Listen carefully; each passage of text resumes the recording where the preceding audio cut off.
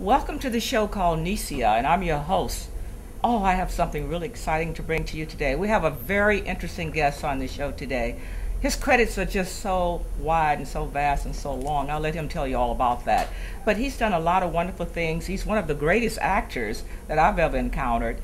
You know, you might remember he was in so many different movies. Also, Alcatraz movie. I'll let him tell you all about that too. But he has so many credits, you know. So I don't like to read on camera. Everybody that knows me know that. So I'm going to let him tell you all about himself. But I'd like to tell you this: he's one of the greatest actors I've ever seen on stage and on screen.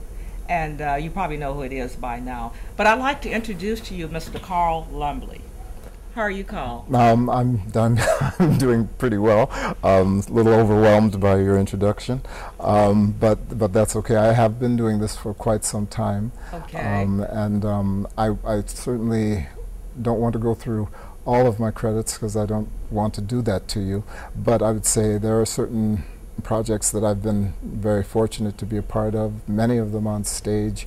In terms of films, the things that I've done that I'm probably most proud of, I did a film called South Central some time ago, another film which I did with my wife, To Sleep with Anger, directed by Charles Burnett, Men of Honor with Cuba Gooding and Robert De Niro most recently, and I've been blessed by having the opportunity to play characters, play men that I have really believed in, men who were very much like the men that I was raised around.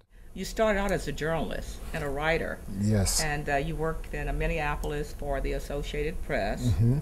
And then you came to San Francisco. Yes, I came to San Francisco, and essentially by accident, I was looking in the newspaper looking for furniture, and they had a performing arts column here, which they did not have in Minneapolis, and it said 2 black actors needed for South African political plays. Mm-hmm. And long story short, I auditioned for that play. The other actor was Danny Glover, right. And thus began a long professional association as well as a very deep and long friendship, which mm-hmm. I still have.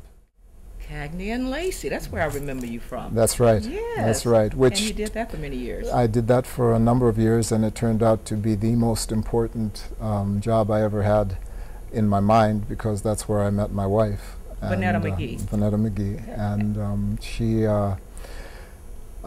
played my wife, so it became natural. It was natural from day one. The play that you're in right now is in dedication of the memory of her, because I know you've had a loss recently. Yes, she passed away in July, and the people here at the theater were kind enough to dedicate this to her. This was a play that she had read and mm-hmm. essentially signed off on.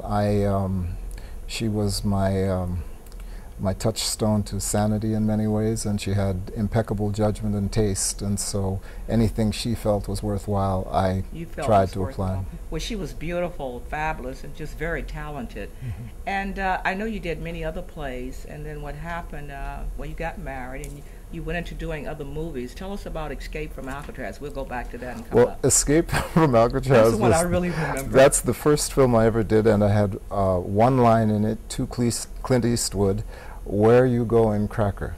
And as I remember, that was about the delivery that I gave, because right.